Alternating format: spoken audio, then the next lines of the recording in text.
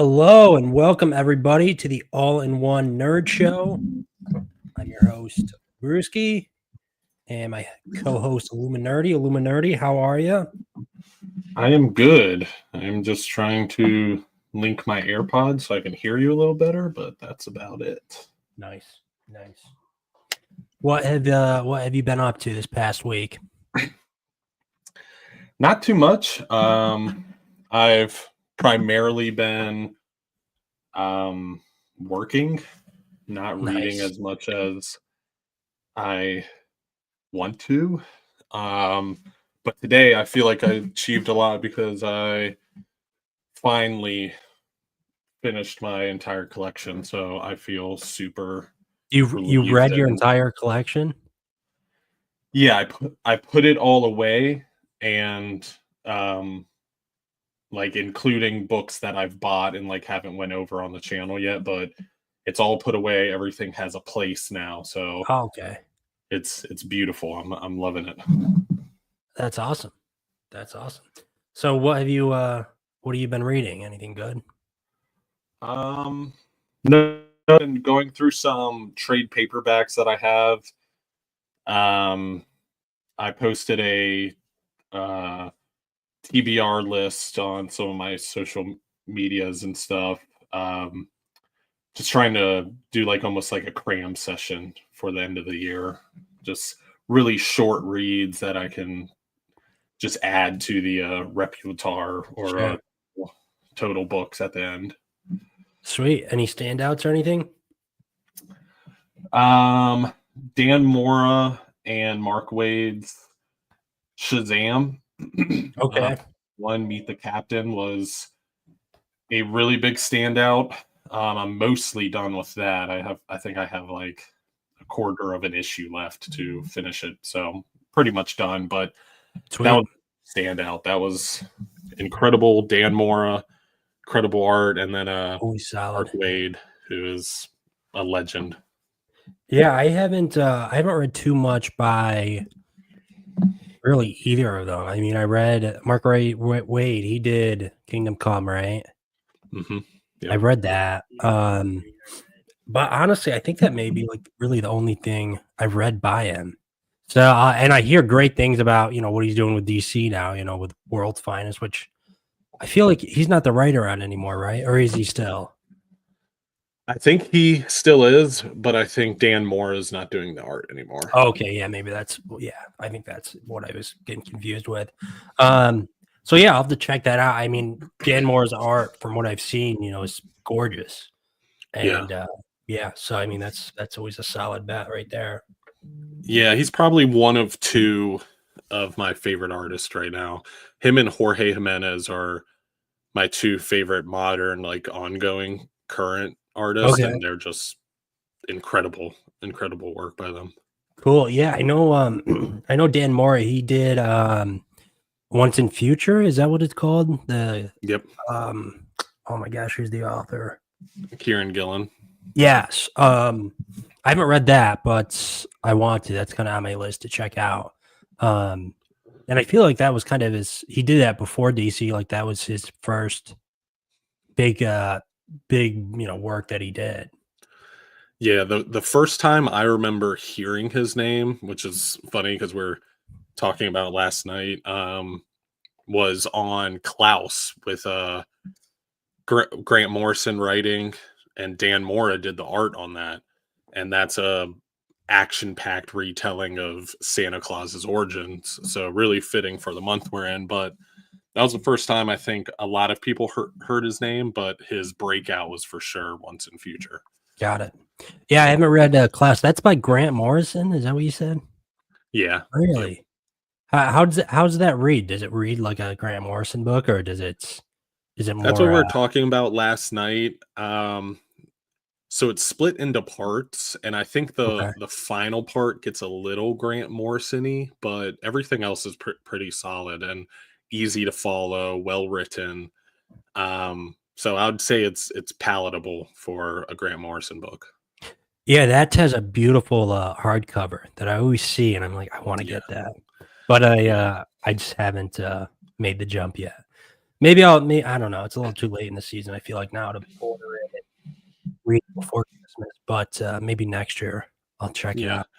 That's the main way I got it because I had it in the standard size hardcovers that they had at first, but Mhm. when they put that book out and it had silver gilded pages, had a ribbon, and then the Oh my extras gosh. that are collected in there is actually a full December calendar where No way. every day of the month is a pinup by Dan Mora, which is pretty cool.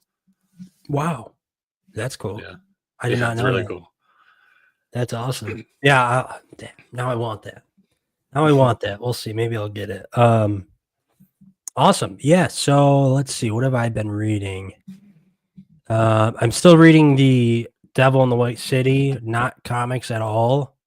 Definitely, it's like a historical, nonfiction book or whatever.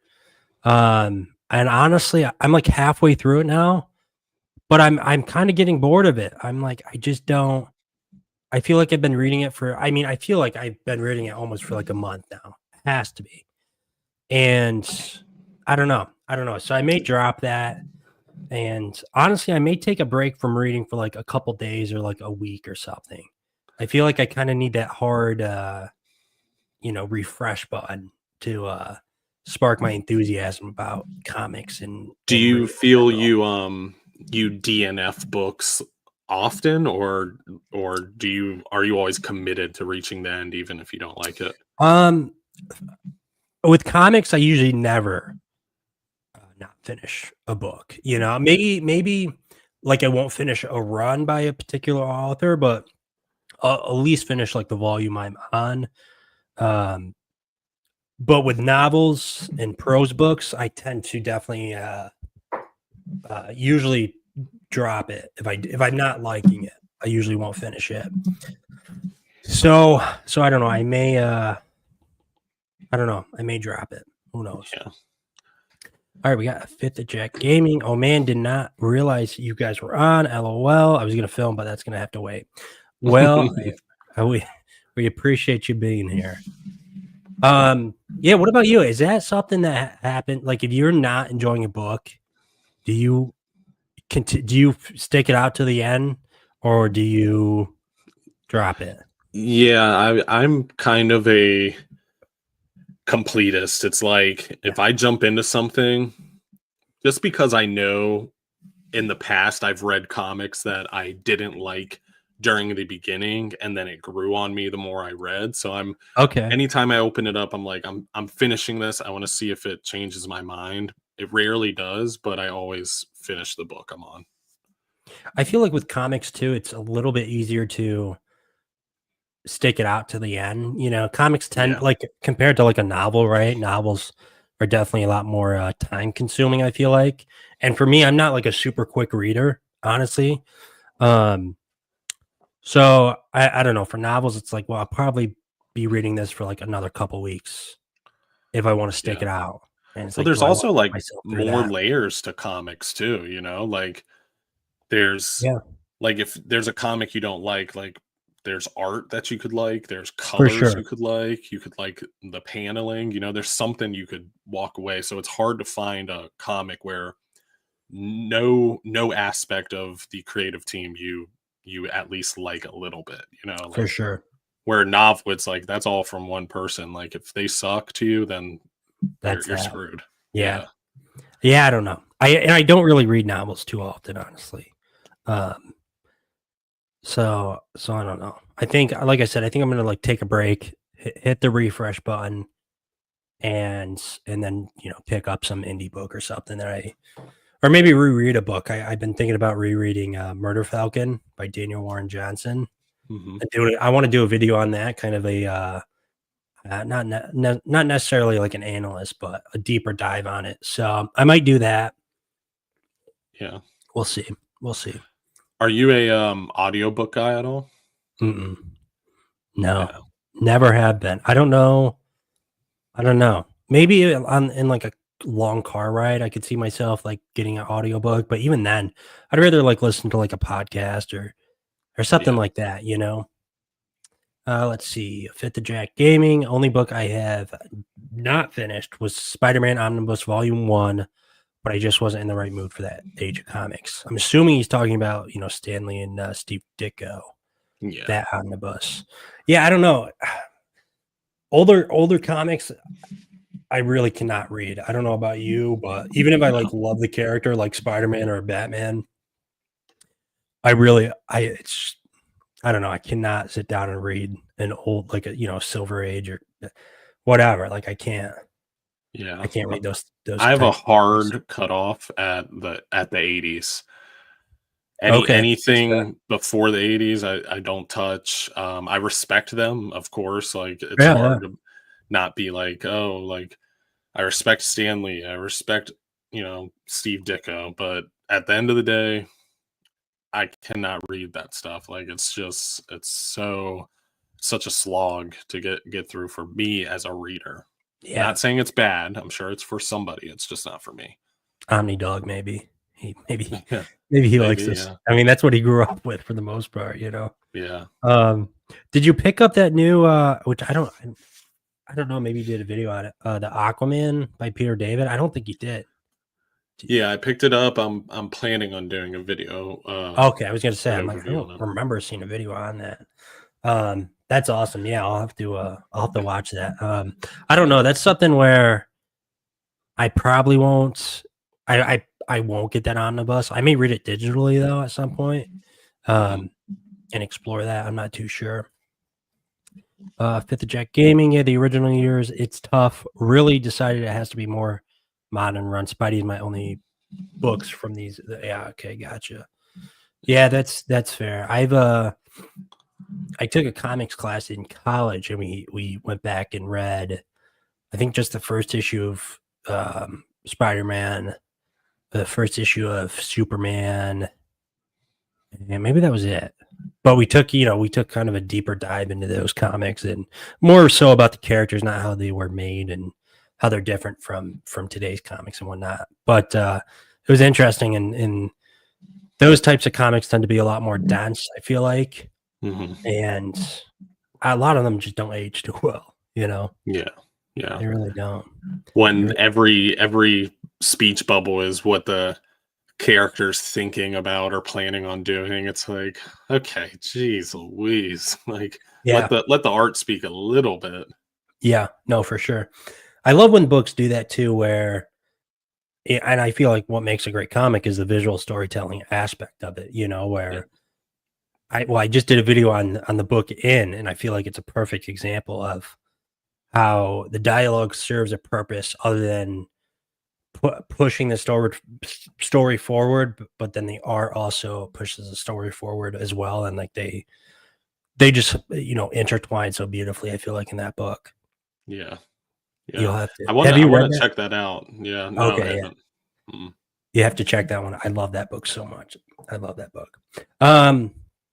Why don't we dive in today's topic, which is all right. I know. Oh my God, I can't speak tonight. I don't know what's going on. I'm right there with you. Skeleton Crew, the new Star Wars show. What did you think? What are your first initial thoughts? I loved it. Did you watch all? I think there's 3 episodes out. Did you watch all 3? Oh, you did. Okay, yeah. I just watched the first one. So I guess we can touch upon that. I am curious. We can get into it. I don't know if I'll watch the rest of the season. Maybe you can kind of talk me into it to watch the rest. Overall, I thought it was pretty good. I think I haven't watched the other Star Wars shows that have been coming out. Like I've seen The Mandalorian and then the Book of Boba Fett, Obi-Wan show. I've seen those, but I haven't seen Andor or the Accolade. I haven't seen either of those, even though I hear great things about Andor. So I do want to check that one out eventually. So have you seen those other shows? Are you able to kind of compare and contrast the other Star Wars Disney Plus shows? Yeah, in a way. But that being said, I've liked all of them, including the Acolyte, which I feel like a lot of people didn't like. I mean, it got canceled, but I really enjoyed it. So you enjoyed it? Okay. Yeah, that's the one that I mean, I've watched some YouTube videos about it, and people just did not like it at Yeah. all. And I haven't seen it, so I'm not going to really speak to whether or not it's good or not.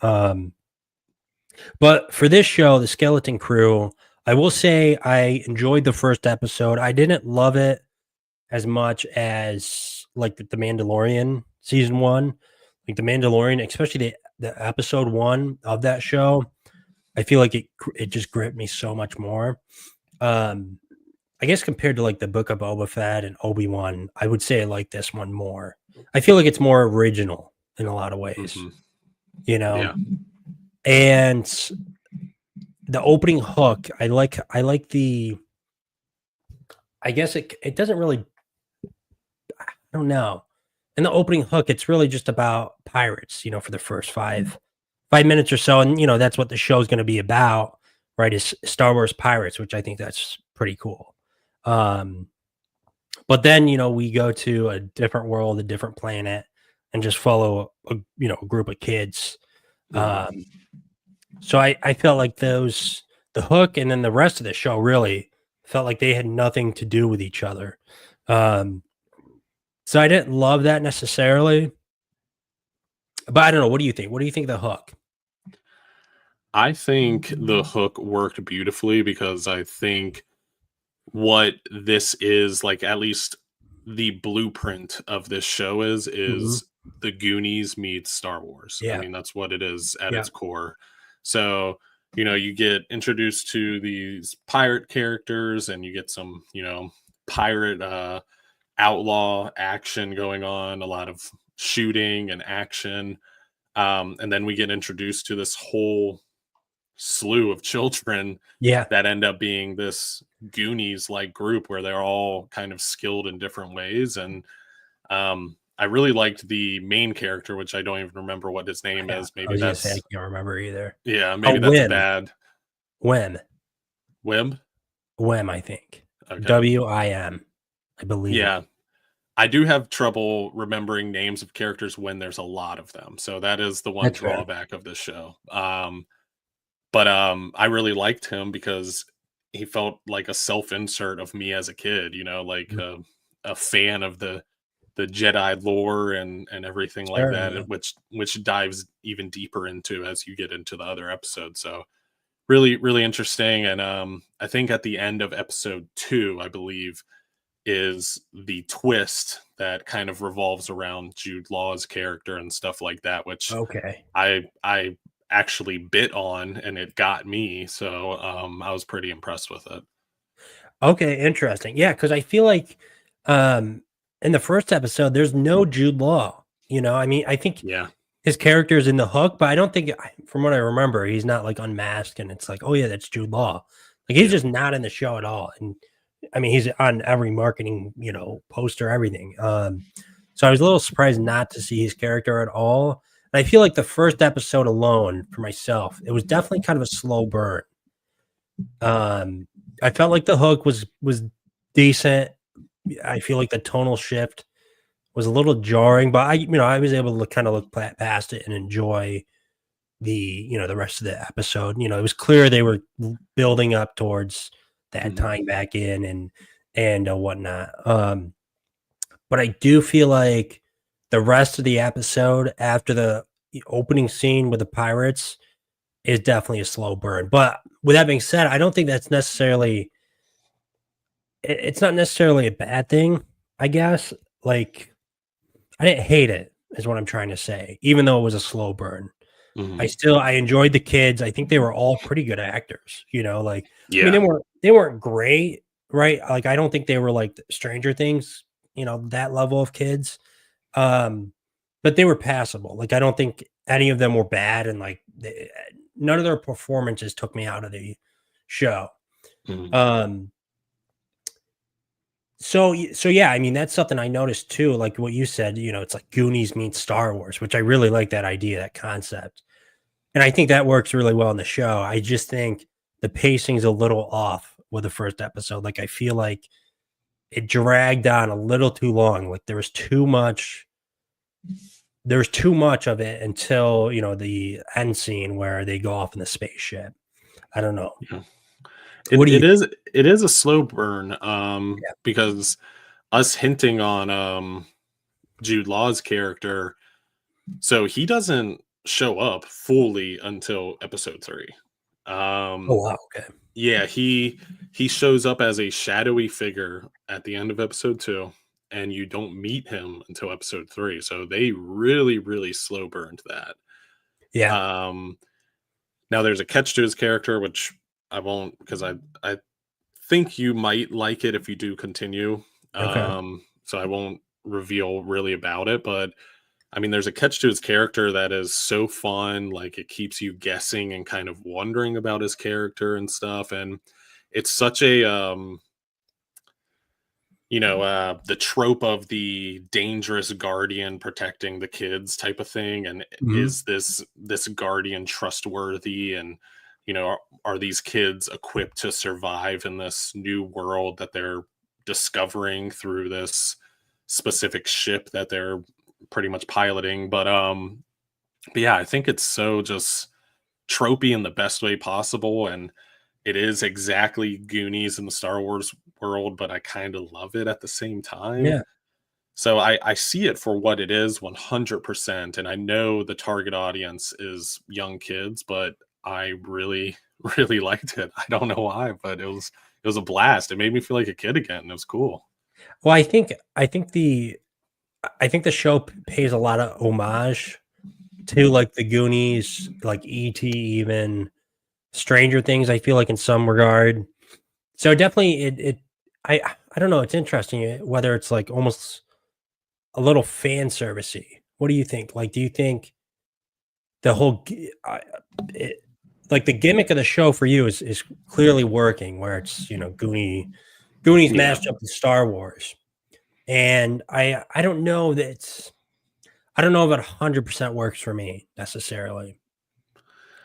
I I think I enjoyed it and it did work for me, but I also think I'm not like blind to the fact that it could not work for other people. Like it's almost Sure, like yeah. the She-Hulk effect, like when Okay. She-Hulk came out, it was pretty divided. I think it leaned more towards people not liking it, but watching that show, you knew, the target audience of She-Hulk, and I think Right. this is the same thing, but I guess I can just like put myself in those shoes and kind of like view it with that type of lens, which I kind of did in this with this show, because I don't know, I put myself in the shoes of the kids, and I was just like thinking of going on an adventure with my friends and how much of a blast that would be. And then, the obsession of Jedis from, the main character and stuff like that. Like that was me. Like I loved Star Wars. I loved Jedis. I had the stick, to lightsaber with my friends and stuff, which they kind of did, just not with like a stick. But Yeah, yeah, really, really cool. I think it hit the nail on the head of that like nostalgia factor and putting for me sure. in my younger days watching it. Yeah, I think older Star Wars fans are gonna love this show.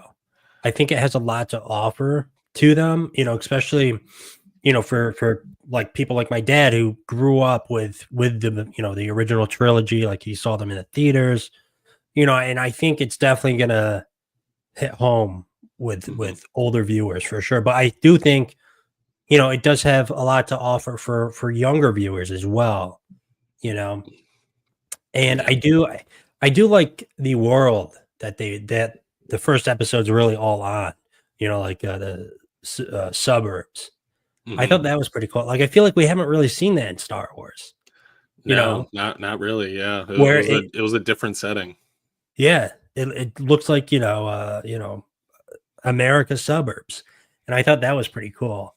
Um, and yeah, like I said, I mean, I think all the characters work pretty well. The main kid, Wim, I think he did a pretty good job. I do like, kind of like what you were saying, the aspect of him being obsessed with Jedi's and him. It seems like at one point he like mentioned it to like a teacher or some, I don't know, supervisor or something. To his And dad, he kept mentioning it. to his dad. But then there was a scene where he was in a classroom and he almost let that slip, and he almost got like in trouble. So this takes place between episode 6 and 7, right? Yes. Yep. At least I think so. I think so, because the New Republic, that's like Kylo Ren's empire, right? No, New Republic would be, or not? Is it? No, not the New Republic. New Republic would be post episode 6. That would be after Return of the Jedi, I believe. Right. So in between 6 and 7. Yeah. So okay. I think you were right on that. Yep. Okay, let's see. I'm sure they have an entire timeline list somewhere floating. That Star Wars loves their timelines. Yeah, for sure. But anyhow, yeah. So it's interesting to see that aspect of Star Wars, which I don't think we've seen before, and I enjoyed it. I thought it was cool, and the first episode, it definitely wants you to kind of live in that world that they're on, which I can't remember the name of. I don't know if they even give a name for it. It's like Adadat or something like that. It was, okay. Yeah, I don't know. Some weird name, So I don't know. I feel like that works. I like the world they set up, and it makes sense why it's a slow burn. Like I said, I feel like they really want you to kind of live in that world. But I feel like it just drags on a little too much with not enough happening in between, Mm-hmm. Yeah. Like I think if they shortened the episode up a bit, or maybe just added in the mystery of this like Jedi temple that is really a ship earlier in the episode, and I feel like it would have been better because throughout the episode I didn't really care about like the kids, the testing that was kind of used. Like I didn't care about that aspect of it, and that tension that it was supposed to build between like the kid and the father. Mm-hmm. I don't know. That for me didn't really work. Like I did not care about that really at all. But what I do think works is the dynamic between at least the two main kids, and then we also see the two girls. Their dynamic. Yep.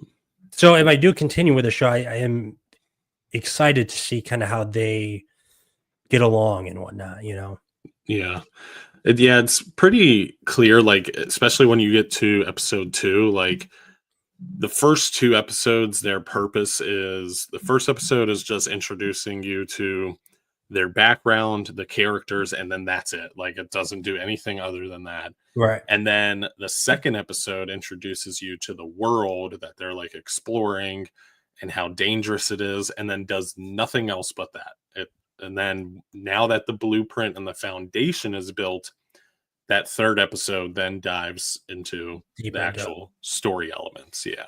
Got it. Yeah, because I almost feel like from what you're telling me about the second episode, it almost would be better to watch episode 1 and then episode 2 in like a pairing. Yes. Instead of splitting it up, kind of like what I did, which, and I believe the first 2 episodes were released together. So I guess that makes sense from the storytelling aspect, but I don't like it when shows do that, when they have 2 episodes that really, it's almost like a movie, like split in half, Mm-hmm. I don't like when TV shows do that and make you almost watch the second episode. Yeah, the second episode, the one positive to it, like if you do get to it, is it is more fast paced. Like there is drama right away. There's danger. There's stuff that kind of, gets your attention and stuff, where like the first episode was purely foundational. Like it was just, here's characters, here's what's going to be happening. But the second episode, you get some heart racing moments and stuff where, some of the bad guys are introduced, and really dangerous elements. And then one of the worlds that they dive into gets kind of explored upon too. Awesome. Yeah. So I don't know. Maybe I'm still not convinced to watch the second episode. I might. I don't know. We'll see. Let's see what else. I did like the reference to the holiday special. Did you catch that in the first episode? Um, I looked up I think it was like a Reddit post or something that mentioned it, Uh, but I didn't personally catch it. But afterwards, I was like, oh, okay. So I put it together after that, but it went right over my head. I thought that was a funny wink and nod to the holiday special. So I don't know. With the first episode, I don't really have much else to say on it. I just think it was a bit of a slow burn, and there just wasn't enough that happened. Hmm. At least in something happens at the end with them, getting taken off in the spaceship and whatnot. But really, before that, and then besides the hook, not a whole lot happens. And in my opinion, it's just too long. Like it could have been a lot tighter. Yeah. And I think that would have served the show better overall. But I guess on a scale of 1 to 10, I would give it maybe like a 6.5, maybe somewhere in there. At least the first episode. Oh, okay. Yeah, just the first episode. Yeah, yeah. Yeah, I'd probably land somewhere there. I'd probably say like a 6.5, 7 is probably where I would land. So I'll give it a 6.8. 6.8. Okay. Yeah, I thought it was pretty strong. I mean, it served its purpose. I 100% agree. It was slow, but it was interesting. It was like that Yeah, suburb planet, and the school system, and a kid that's like a rule follower becoming a little bit more rebellious in the name of, yeah, or in the sense of adventure. That I liked that stuff. yeah. No, and I think the gimmick of the show works, but I feel like almost maybe that's really all the show has going for it right now. At least it's just that Goonies Star Wars vibe. Yeah, I do yeah. like the idea of pirates in the Star Wars universe. Like, I feel like that really is something that hasn't been explored in the Star Wars universe. I could Hmm. be wrong. Um, so I like that. Let's see what Fifth Jack Gaming has to say. So if I start to watch the first 2 episodes together. Yeah, Illuminati, you think so? Yeah. yeah, Um, I would think so too. Like I said, I feel like the first episode it didn't give me enough in a weird way, even though I did feel like it was long. There wasn't enough that happened to keep me coming back, I guess. yeah. The episode 1 and 2 both feel like pilots. Like you Okay, to get the sense of the show, they sure. both just need to be viewed together. It's a two-parter. And I feel like, well, the first episode is long too. And like it was like 50 minutes or maybe 45 or something like that. Hmm. And Yeah, I stopped it like halfway through and it was like 20 minutes in. I'm like, oh my gosh, I feel like this episode should be like over by now. Like this is I don't know. But that's just me. That's just I don't know. That's what I think. definitely Um wasn't your cup of tea. That's for sure. Well, and I didn't hate the show or really I didn't even like dislike it. Like I liked it enough to potentially watch the rest of the season. I may wait till it's out all so I could binge it. Um, but I think if you're a Star Wars fan, I think the show you'll like it a lot. Yeah, I'm yeah, not the biggest Star Wars fan, at least not anymore. I used to be a bigger Star Wars fan. Um, so I don't know if this show was necessarily made for me. hmm, yeah. I What think what's your opinion on, like, because we saw in this show the same thing that they kind of did with the Mandalorian, where it came to like practical effects and actual like oh yeah, suits and costumes. Like, do you find yourself enjoying that more than like the super CGI built up Star Wars world? for sure. I think the alien sidekick, the kid, I can't remember his name. Oh gosh, what is it? I can't remember. Yeah. Heal or it's something like that. I feel like there's 2 E's in there. I felt like that was awesome, because that was clearly practical effects and whatnot.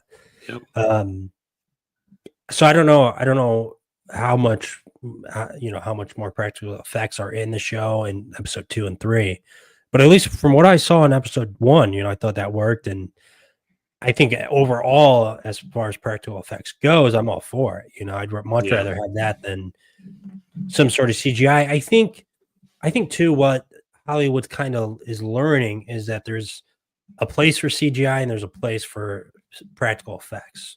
You know, Hmm. because there are times where CGI obviously is more essential, right? Yeah. You know, like with a big spaceship, CGI is just more probably cost efficient and probably could look overall better. But Yeah. I think as Hollywood is learning that when it comes to, you know, makeup and you know, a person's practical effects, I guess, or a character's practical effect, um, I feel like most of the time practical effects is going to work better Yeah. than Yep. some sort of CGI monster or whatever, you know. Um, so yeah, no, I'm all for it. I think with like other shows like The Mandalorian and stuff, that works really well. And I feel like in Boba Fett there was some spotty CGI at times. I can't remember though. Yeah. Yeah, But I think especially the direction they're going for with this show, which feels very reminiscent of like Stranger Things, like mhm. the 80s era style of, feel and like cinematography to it. So I Yeah, feel like the practical effects like almost feel even better in this than it did in Mandalorian, because Mandalorian was like such a serious show. So like when a puppet would show up, you'd be like, "What the heck is going on here?" But in this, I felt like it worked. It felt more fitting, I guess, to the okay. story that they're telling. That makes sense. That makes sense. That yeah, that's interesting. I haven't thought about it where, you know, because practical effects in the 80s, you know, with this type of, you know, with the Goonies and those types of films, I mean, that's all they had. Yeah, So when we have something that's trying to uh, have the same tonal feel to it as those older movies, it makes sense that practical effects would almost feel more at home, I guess, in yeah. some ways. Yeah, that's interesting. I don't know. I haven't finished The Mandalorian. I've only seen the first 2 seasons, I think. How many seasons are out now of that show? There's 3, right? I always get confused because Book of Boba Fett was pretty much another season of Mandalorian. So Yeah, I always get kind of thrown off. But I want to say three, but I could I be think there's thinking 3. of Book of Boba Fett. So where would you rank this, show so far, kinda compared to the other Star Wars shows? I would rate it. I'd rate it pretty high. I agree with you that it's not like Mandalorian caliber. Um, it's not Kenobi caliber either. Okay, Um, interesting. so for me as a watcher, the massive drawback is the lack of inclusion of Jedis. I really, really like Jedis and Siths. That's what I like about the Star Wars world. I Okay, find myself typically not really liking the outlaws and bandits and bounty hunters side of Star Wars. So I'd probably rate it pretty low just because of that. Like so interesting. far, I think the Acolyte was better, Kenobi was better, Really? Ahsoka was way better. I forgot about So Ahsoka. yeah, I for Ahsoka is really good too. I have not seen Ahsoka. I forgot that was even a show. Maybe I'll try. Really I good. don't know. Maybe I'll try to watch it. I didn't really watch too much of the Clone Wars animated show growing up. I did go back a few years ago. I think it was around COVID where I re or watched, you know, a majority of that show for the first time, and I thought it was pretty good. But interesting that's because I feel like there's almost an oversaturation of like the Jedi stuff in Star Wars media, Hmm. where I feel like having a different looking at a different aspect of the Star Wars universe is like intriguing to me more so. You know, like with the pirates, with the you know the smugglers like Han Solo and the bounty hunters and stuff like that. That to me is a little bit more interesting than, Hmm. or I don't know if it's more interesting overall than like Jedi's. Um, but for me as a viewer, it's something that I can get behind more so than watching something about the Jedi's or the Sith or anything like that. Because I feel Yeah. like with the movies, it's so, you know, that's what the movies really are about for the most part. Yeah. So I feel like I have a little bit oversaturation of that. You definitely need to watch Andor then. That I think would be I really really, weird. I do need to watch Andor. Yeah, I hear pretty such good awesome. things about that show. Fifth Jet Gaming. I am more Chewy person, but feel like need some Jedi action. Oh man, so behind in Star Wars. Yeah, me too. Yeah. Me too. Yeah, I was actually gonna ask you if you watched Clone Wars because after I watched Skeleton Crew, Hmm. I started catching up on the Bad Batch and all these Oh yeah. animated shows while I was putting my books away. And I watched, that's what I was looking up because I was like, what was the name of that show? But Star Wars Tales of the Jedi, which is an animated show, it's almost a prequel of sorts to the Clone Wars, and it Okay. primarily focuses on tales that have to do with Jedi's back when the Jedi Order was really flourishing. Like, for example, Count Dooku. It Oh. focuses on heavily as a Jedi before he turned into a Sith. And there is some crazy awesome stories in here where it's like it makes you like almost understand Count Dooku a little bit, almost respect him in some forms Really? and Okay. fashion. You get to see a young Padawan, Qui Gon Jinn, who was Liam Neeson's character from Yep. Yep. Episode One. So cool! Like I was watching that, and I was putting my books away, and I just was like enthralled. I was so focused on what was going on the screen. It was so awesome. Is that the anime show? Yeah. Yep. Yep. Okay. And I Or feel like it's the same type of animation as Clone Wars. I don't know if that's anime or like CGI or okay. whatever it is. Isn't there like an anime Star Wars show? Yeah, that's Star Wars Visions, where Visions. Okay. Yeah. That's right. yeah, a bunch of animators came together and told one-off stories in the Star Wars universe. Hmm. See, That's there's really good just too. okay. Interesting. Yeah, I feel like there's so much Star Wars, and you'd say the same thing about like Marvel now too, where there's just so much, Yeah. and it's almost like daunting as a viewer, especially as like a casual viewer, like for somebody who's really into this stuff, it makes sense um, watching all of it. But for like somebody like me who takes more of a casual approach to Marvel and Star Wars, especially now, it's like it's hard to keep up. I feel like Yeah. you know, Yes, Star Wars is a massive, massive universe. yeah. And I think that's honestly what kind of pushed them towards the Skeleton Crew in general, because I think they really learned their lesson with the Acolyte when it comes to like retconning lore or changing lore, because Star Wars fans are like die hard. Like if you mess with a character they love, they're done. They're ripping you to shreds. So it's like I think the Skeleton Crew, they were like, okay, we can play in You this can mess around with this them a little. genre. Yeah. Yeah. Yeah. Well, that's what I like too about some of these kind of spin off shows that don't deal with like the Jedi or, something like this. Like you can be super creative with it and just do your own thing. And Mhm. I think that's part of the appeal for myself too is, you don't have to necessarily stick to like a certain continuity, Yeah. like you can just build your own thing. And I feel like for this type of show specifically, I feel like that really works.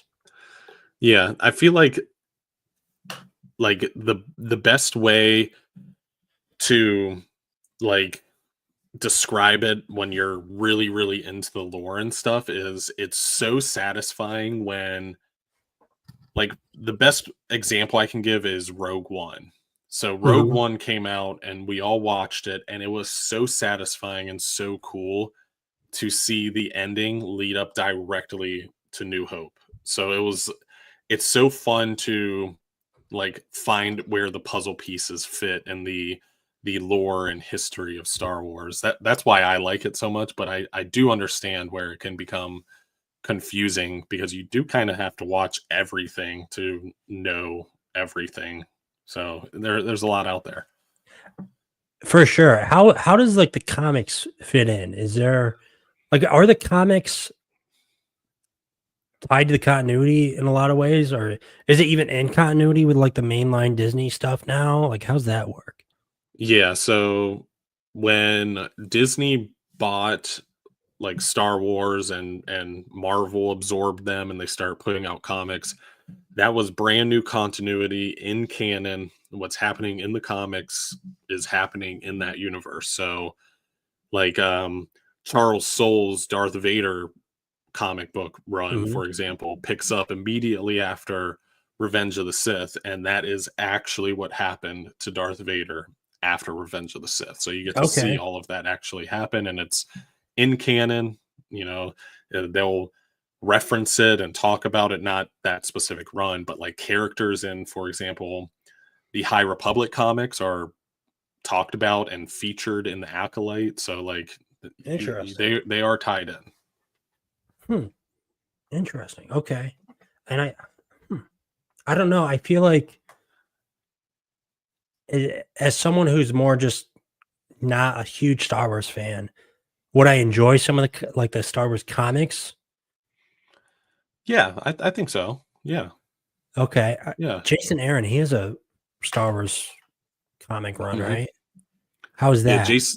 Jason Aaron's run is probably the most regarded. It was going side by side with Kieran Gillen's Darth Vader run, so they like cross over a couple times, where like events and stories are referenced in the other title.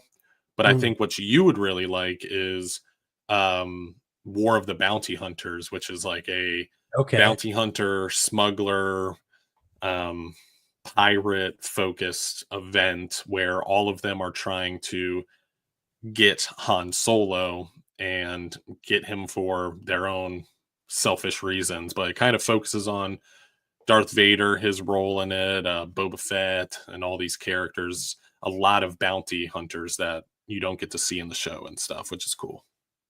That's awesome. Hmm. Okay. And what was that? The War of the Bounty Hunters? Yeah, yep. War of the Bounty Hunters. Yeah, I'll have to maybe try to give some of these a read. I wonder if my dad would like any of these because he's a big Star Wars fan. Um, yeah, I wonder if he would like any of these. Maybe that will get him into comics finally. I would I say don't. so. Jason Aaron's run.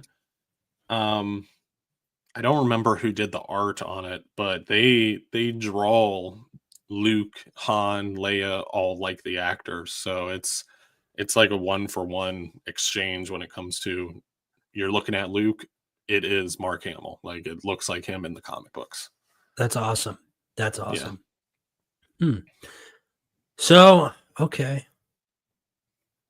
So I don't know. I have a lot of homework to do. I guess with the Star Wars universe. I feel like as a whole, Yeah. I would say start there's a lot to slow. read. There's a lot to read, and there's a lot to watch. Um, Yeah. Let's see. One, so, two.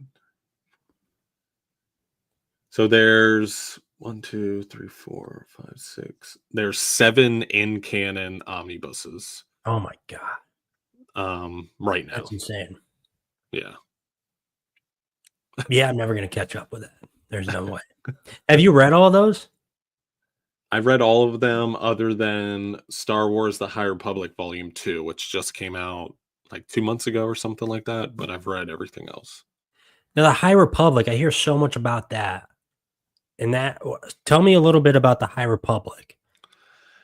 The High Republic is essentially a retelling of like the old Republic, but in canon now, where you get to see the Jedi as they were flourishing, very similar to like Acolyte, where they were existing, they were very prominent in the universe. The Empire wasn't really a thing. So you get to see them kind of discover other threats other than Jedi versus Sith, and you actually Okay. get to see them play like the role that they were meant to play in the universe rather than fighting Siths in Right. random duels like we see in the movies. Interesting. Okay. And the Accolade that is like about the High Republic, right? Or like ties into that like Yes, yeah. It technically the Acolyte takes place before the High Republic Omnibus Volume 1, but I think it's after the High Republic Omnibus Volume 2. But that's where you see the characters from the Acolyte TV show making appearances in that omnibus. So I don't know who those characters are because I haven't read it, but that's where you see them pop up the most. Interesting. Okay. And I know if at the Jet Gaming, he mentioned, remember the outcry from when they made a bunch of stuff non-canon. There was a huge fallout. And I remember that too. I feel like that was like kind of right before the new stuff with Disney, before oh my gosh, what's The Force Awakens, before that movie came out. Yep. Yeah, because Dark Horse had the rights comic-wise, and they had their own universe. They had their own expansion of the story post episode 7. So they had their own version of episodes 8, 9, and 10.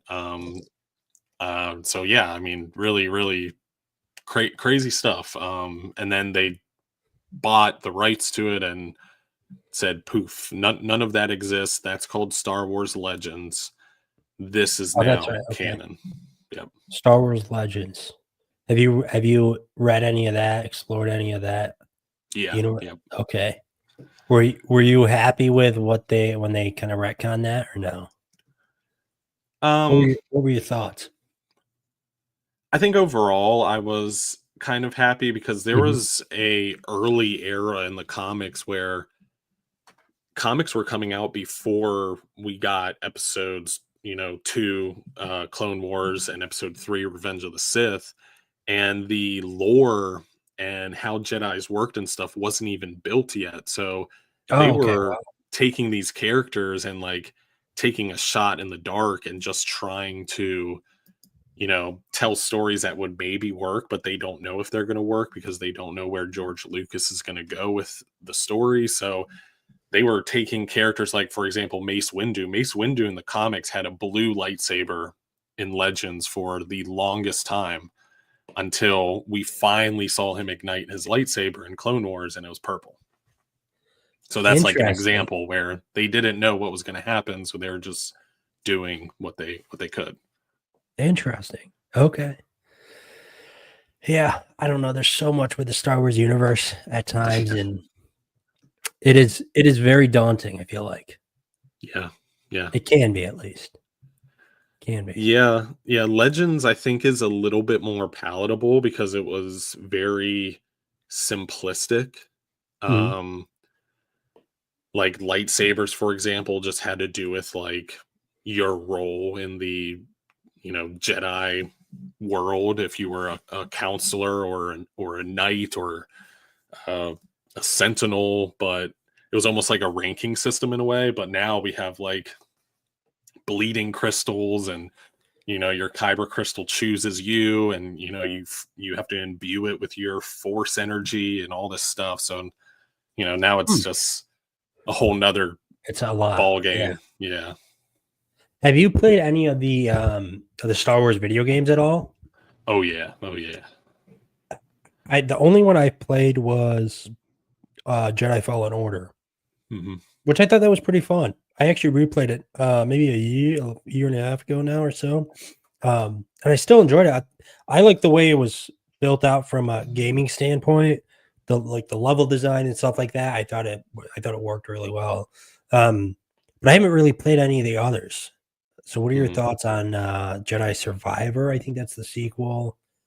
And then there was one recently too. I think that was the was it called Outlaw or something like that? Star Wars, I don't know, let me look it up. That does sound right, Star Wars Outlaws. Yeah, that's the only one I haven't played, but yeah, Star Wars Outlaws, yep. Yeah. Which I think that one I haven't played. That one has a lot of mixed reviews, I think. I don't think people love that. And I guess, since you're more of a Jedi guy and you don't, I feel like that is all bounty hunting. Like there's no Jedis really, or you don't play as a Jedi like you do in the Jedi, Fallen Order and Survivor game. So, and that's all in continuity too. So if you're a Star Wars fan, you had that to worry about too. Yep. Which there's a lot of talks from what I hear of bringing that character into live action, Mhm. Cal Kestis, I Cal think his name is. Kestis, yeah.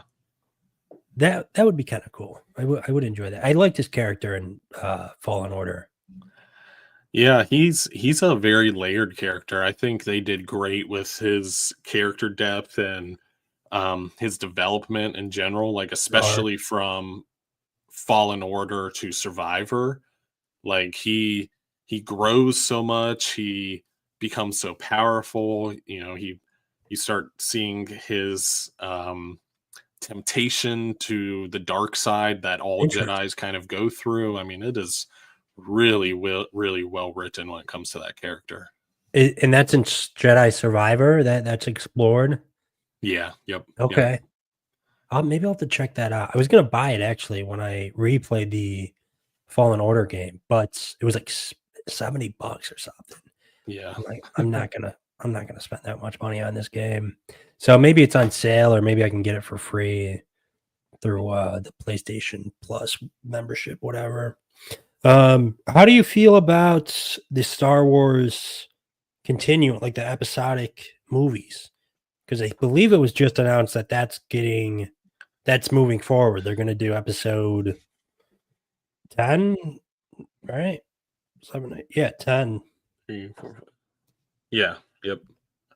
Disney's I gonna do that. I don't know. I mean, I'm a pretty easy fan where like I'm just happy to get more of something that I like. Sure. But that being said, I mean, I didn't love the Force Awakens stuff. I didn't hate it as much as other people did, but I didn't love it.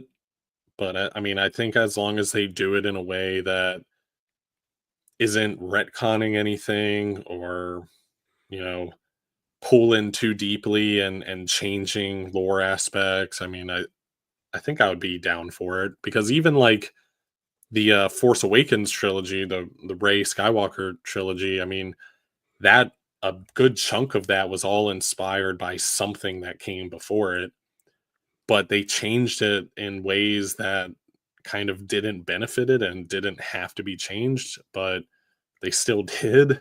So I think if they're gonna do something, they need to do it original from the ground up. Don't take beloved storylines and try and change them and switch them up. Just tell something new and people will be happy. Okay. Yeah, I mean, I'm not a betting man, but I would say they're probably gonna not do something original. Yeah. That's just the way If I they had are. if I had my money on it, I would probably say that too. They're probably gonna try to play it safe, which I feel like more often than not, that backfires on I mean, studios. look at Skeleton Crew, you know? I mean, Yeah, again, I enjoyed the show. Is it original? No, I mean, it is 100% the Goonies in the Star Wars universe. It is right. 150% that. So they're But that playing it safe even that in that regard. I feel like that's somewhat original in the Star Wars universe, right? Where we Yeah, haven't yeah, seen that's that fair. before. So, and I feel like there's a lot of buzz around this show too online, like more so positive buzz, I should say. Like with the Accolade, when that was coming out, I remember seeing negative stuff a lot. But Mhm. with this show, everyone seems to be enjoying it, right? I don't think anyone thinks it's the best Star Wars show or like the greatest show ever, but I think it's a solid Star Wars show. Yeah. Um, and John Watts, who he directed, I think maybe he wrote it too. He did the Spider-Man trilogy, the Tom Holland trilogy. Oh, wow. He Okay. directed all those. Yeah. Mm. So, and that's it. I was actually thinking about this. He like Spider-Man Homecoming. That's the first one, right? The Yes. Tom Spider-Man. Yeah. That pulls a lot from like 80s movies and stuff, Breakfast Club and stuff like that. And, this definitely pulls a lot from 80s, Goonies and whatnot. So I thought that was interesting how in both properties that he's done so far, he's pulled from iconic 80s properties. And Yeah. it paid a homage to a lot of that. Yeah. I mean, I think like The biggest thing to kind of wait and see is how this progresses, Mhm. and then we can continue to see how well it's received. Because even like Acolyte, like it wasn't received horribly from jump. It was Okay. primarily lore changes, and the Star Wars fans came out and they were angry. They were very, very upset, and that's really where the negative backlash began. Um, so I'm curious to see how this progresses, and if the common consensus of it is still positive once we get to like whatever the end game is of this series. Are you going to I'm assuming you're gonna continue to watch it weekly? Keep Yeah. up with Yep. it? Yep. Yeah, I don't know. Maybe I'll watch the second episode tonight and, see if it really hooks me in. Yeah. We'll see. I mean, if I had better shows to watch, would it be on the top of my priority the way it is now? Probably not. But I Mhm. have I have Creature Commandos and this that I'm watching right now. So, and it I surely beats The Resident, which my wife is watching, and that The show is horrible. Resident? Yeah. What is that? It's a doctor show. It's so Oh, bad. jeez. It is, yeah, it's the worst like trash TV you've ever seen. Oh my goodness. That's funny. I don't know. I don't like any of those doctor shows, Grey's Anatomy, anything like that. Me I've, either. I always ask her, I'm like, these are the worst doctors ever. Everyone they know dies. Their dads die, their moms die. I'm like, everyone I does. wouldn't want to know these people. Everybody's dying around them. They're Right? horrible luck. I feel like that's definitely like a stereotype with Grey's Anatomy, especially. Like Yeah. everyone in that show dies somehow, Yeah. besides like the main chick. Like everyone she knows is dead. Like Yeah. just from random shit, like getting shot or like getting hit by a bus. Like I don't know. That's a whole different discussion. Um, On that topic though, I yeah. remember I watched one Grey's Anatomy episode ever, and in the episode, a chick slips and falls on ice, and a a those ice spikes that are on roofs falls and stabs her and kills her. Wow. Yeah, and that was my first Grey's Anatomy episode, and I've never watched it ever again because that's so ridiculous. Well, I don't. Where are you from originally? Are you from M- the South? Maryland, so kind of Eh, up north. Yeah, in New York, that is like a danger that you have to be careful of icicles in the winter. Yeah, I remember growing up, and my mom, the side of our house, the driveway was right next to it. So on the side of the house, there used to be these big icicles. She always said, don't walk under them because it can kill you." So, so that's funny though. I mean, That seems a little ridiculous in a show. I don't know in a I show. do believe the icicle could like hit you in the head and really do some damage, but this like impaled her, like Well, through her stomach, and I don't know if it can do that. I mean, that's a little. I'm I not a don't know. doctor. I'm not a doctor. I don't know. That's what I was told growing up. That like you do not want to walk under icicles because if they drop and fall on you, you're gonna die. But it could just be I don't know, something they told kids growing up to it does seem like a dangerous thing, but yeah, maybe it can't kill you and impale you. I don't know. Yeah, I don't know. I'm not a doctor. Who knows? Who knows? I'm not a doctor either. My mom, she used to watch Grey's Anatomy when I was growing up, and I remember she would have it on in like the family room, and I'd walk in and just be like a surgery scene, and you'd see like all the like the insides and I'm like, oh, like what are you watching, ma? I'm Yeah. like 8 years old. I'm like, what the hell, ma? What are you doing? I hate I don't know. So any of those doctor shows, anything like that, I don't know. I've never gotten into those type of shows. Yeah. I Girls haven't seem to either. love them though. I don't know. It's insane. I don't know. Yeah. I don't know. Anyhow, what was I going to ask you? Oh, I wanted to talk about Creature Commandos. See if you watched the newest episode and your thoughts I on did. that. What did I you liked think? it. I liked it a lot too. I think it might be my favorite episode so far Oh yeah. Yeah. because I do like the GI robot the most. He was my favorite. Well, at least one of my favorites. in the first 2 episodes. So getting to see his backstory and whatnot, I thought was really interesting. And I hope he doesn't like die. Like, I mean, it seems like that's kind of it for GI Robot at the end. Yeah. But I mean, Yeah. he is a robot, so I feel like they could easily just bring him back or whatever. But I don't I know.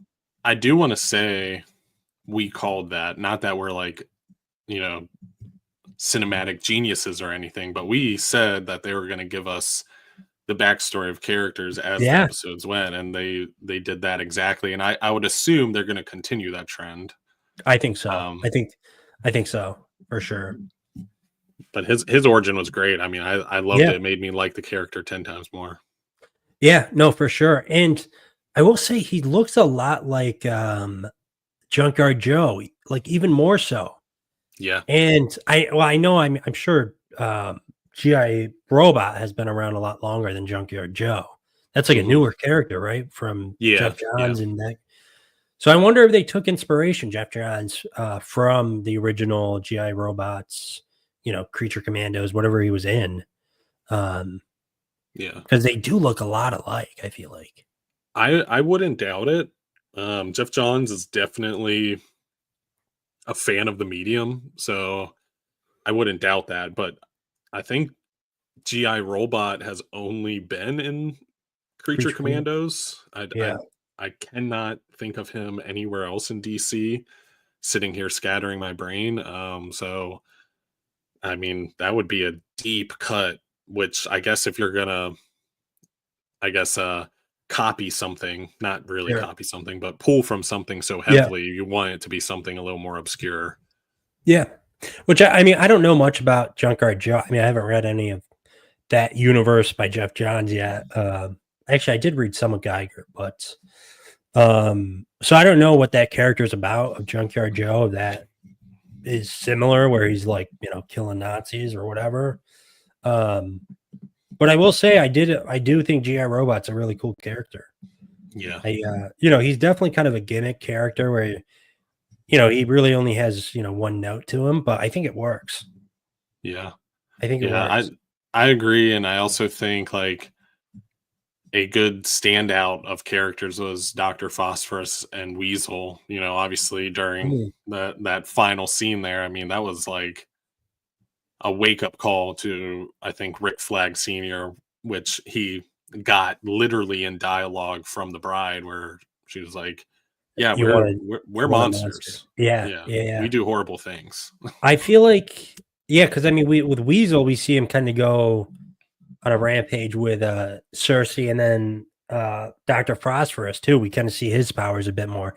And it's interesting too. I feel like that final scene is the first time we've really seen all of the Creature Commandos in action. Yeah, Like we saw the bride in action in episode 2, which was really cool. But this time we get to see pretty much everyone in action. I guess besides Nina. I guess we really haven't seen what she can do yet. I don't think. yeah. But Well, yeah, I mean, Nina is the fish lady, right? I'm not confusing yeah, her yeah, with somebody. yep, Yeah, no, we didn't really see much. I mean, she's just yeah, swimming in a bathtub. yeah. It will be interesting to see if I don't know if she has power. I mean, I'm sure she has powers, but see what they can do. I guess. I think she's going to be like the silver lining character. I think, like, obviously, Rick Flag Sr. is going to be the leader, the guy calling the shots, but I think she's going to be the heart in a lot of ways. So I think we're not going to Yeah, see a lot of action out of her. I feel like I saw that in an interview with James Gunn talking about the show, where he says that Nina's going to be the heart of the show. Yeah, I could be wrong, but it definitely seems like that. Like she's definitely the one where it seems like she's very sympathetic. You can sympathize with her a lot. She's very sweet, it seems like. And hmm I love the relationship between her and GI Robot. It's very wholesome. So it does seem like they're kind of aiming her to be the heart of the show as yeah. well.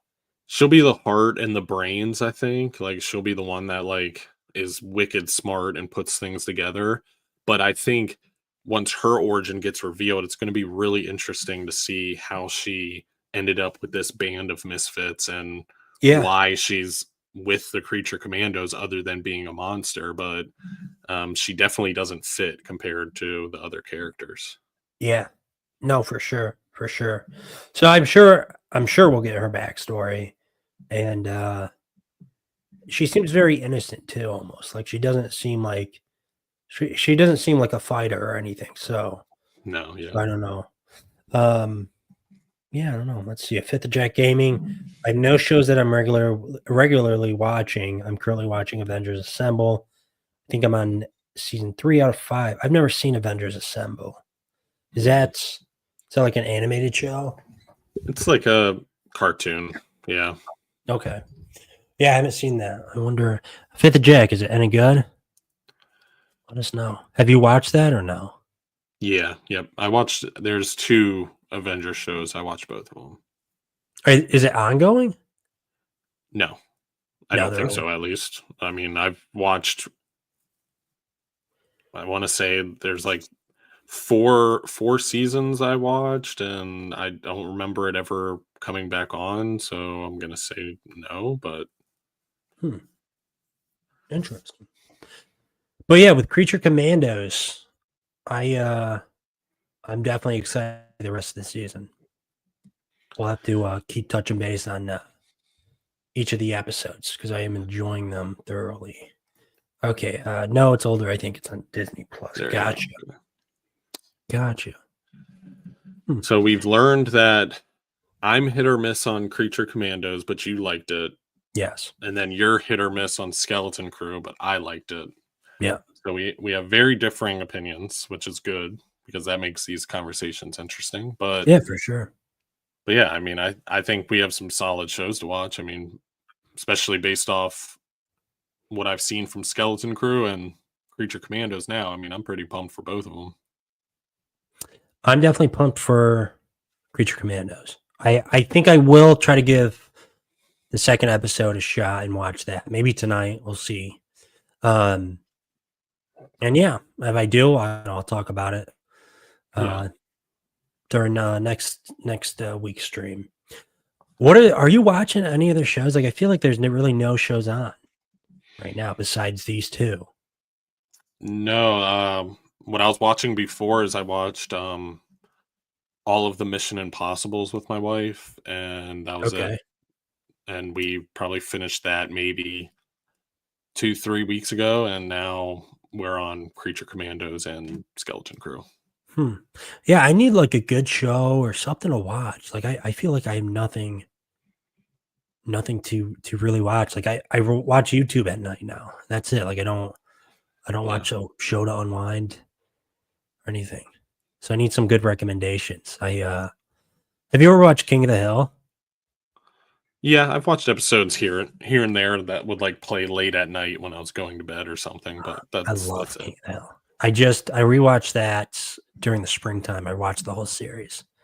Love that show. Like I like those type of shows where, each episode's, it's very episodic where, you don't need to watch them in order, Mhm. Yeah, yeah. So I love those type of shows. I am rewatching Seinfeld again. Have you ever watched Seinfeld? Yeah, I've watched Oh, most of it. Not all of it, but most of it. I love Seinfeld. I can watch that at any time. I love that show so much. We have Kane here. Good evening, everyone. I'm super late, but didn't miss it. How are you, Kane? Good to have you. Are you a Friends guy? I've seen Friends. I mean, it's okay. I'm not like obsessed with the show by any means. I like Seinfeld a lot more. I know those two always get compared. What about you? Are you a Friends? That's Friends why guy? I asked, because my wife and her best friend are obsessed with Friends, and I've tried multiple times. I cannot get into it. I mean, it is borderline unwatchable for me, and I don't know why. Really? Yeah. Yeah, I feel like with sitcoms for me that like the studio sitcoms where each episode's recorded in front of a live studio audience, they're really hit or miss for me. Like they Yeah. either work or they don't. And Seinfeld's like my number one just one of my favorite shows ever. Honestly, I love Seinfeld so much. And Friends, when I watched it, I enjoyed it, but it was 10 years ago now, more so. Like I watched it when I was like a freshman in high school, I think. So it's been a while. Would you say Seinfeld or King of the Hill are your like comfort shows, or I both? I would say I would say Seinfeld more is definitely more of a comfort show. Like I would think I have like a few comfort shows that I'll kind of recycle through every so often, like Seinfeld, Curb, Your Enthusiasm, It's Always Sunny in Philadelphia. Mm. I'll rewatch The Sopranos. That's a very different show, but I do rewatch that. I would say that's even really kind of a comfort show too. And I don't know if King of the Hill is one necessarily. I don't know. South Park is one for me. I really like South Park. Oh, yeah. I love South Park. I really think that show is like genius at times. Like the satire of that show is like It, borderline genius. I'm like, it's one of those shows I can't believe it's still going. Like I thought for yeah, I know. sure, like especially 2024 going into 2025, like it would not be a thing, but it is. It's still going. It's still going and strong. Same with the I guess you'd say that about like Family Guy too, and some of those other like adult animation shows and whatnot that are Yeah, I feel very like Family Guy and like Simpsons and stuff, like they play it pretty safe though. Like, don't get me wrong, it's still compared to crude, but South like, Park. Yeah, yeah, South for Park is sure. like hardcore. It can be at times, and I don't know. I just love it. It's the satire is done so well most of the time, Yeah. and it is very offensive and very. I don't want to say edgy. I don't know if that's the right word. I guess it is edgy. You know, it can be very very offensive, but Yeah. it just does it in a way where it works. You know, Yeah. Yeah. I love that show. I love that show. Um, I don't know. That show's awesome. I Yeah, that's a comfort show, I'd say. I rewatch that probably once every couple of years now. Yeah. I've comfort animes. Like that's probably what I watch the most when it comes to like TV or series or whatever is anime, but I don't really have like a comfort show. Um, and really the only show I've ever watched where I was like super committed was Game of Thrones. So Okay, yeah. I don't know. I mean, my go-to shows are always anime, like 24/7. I I could give you a list of shows to check out for sure. The Yeah. Sopranos. Have you ever seen The Sopranos? I think I watched the first season back when my dad would buy like the box sets of the seasons. You remember Yeah, yeah. those? That was Yeah, crazy. yeah. But yeah, he bought the first box set. We watched it and he didn't like it. So we never watched it again. You should try to watch, The Sopranos. I love that show. Yeah. That especially if you like The Penguin, you would definitely like The Penguin definitely pulls quite a bit from The Sopranos at times. And, like, the main character, Tony Soprano, he's not as, like, despicable as the Penguin, I'd say, because I mean, he's not a good guy, you know, he's like a mob boss, so he does a lot of Mhm. messed up stuff, but he does have some redeeming qualities about him, I suppose you could say, where Yeah. you do root for the guy and you do care for the guy and you wanna see him succeed. He's like the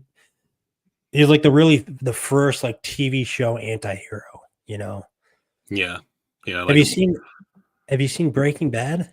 yeah. Yep. Okay. That's what I Okay. was going to make the comparison, like a Yeah. Walt White type of vibe. Yeah, for sure.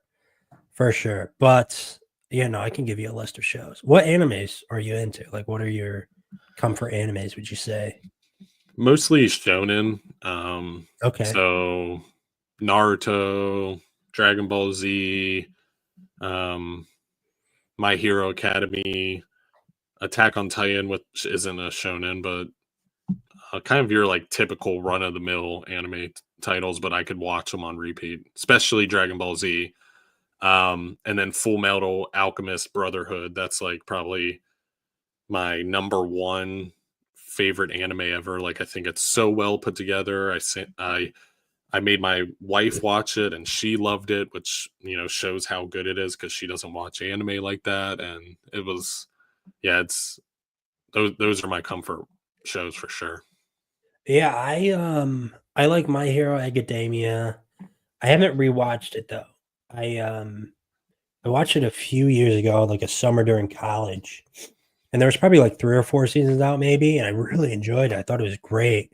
But what I find the issue is like with Shonen Jumps, I guess specifically, like they're the seasons there are tend to be like too long, and like the rewatchability for me just I don't know. There's something about it that I just can't go back and rewatch it because I've tried to like rewatch My Hero um, to catch up with it and whatnot, and I don't know.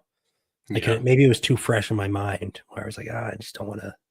Well, I think anime like suffers from the filler aspect of a lot Yeah, of, staring at each other, a lot of screaming, a lot of powering up, filler yeah, episode, full on filler storylines, So I think that's where it struggles with rewatchability, but I think it's one of those shows where you can kind of have on in the background, and enjoy most it. animes don't have a story where you have to be super hyper focused to understand it. They're very simplistic in most instances. So that's why I think I like it that much too.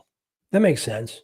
Yeah, like Dragon Ball, I didn't really grow up with watching Dragon Ball or Dragon Ball Z.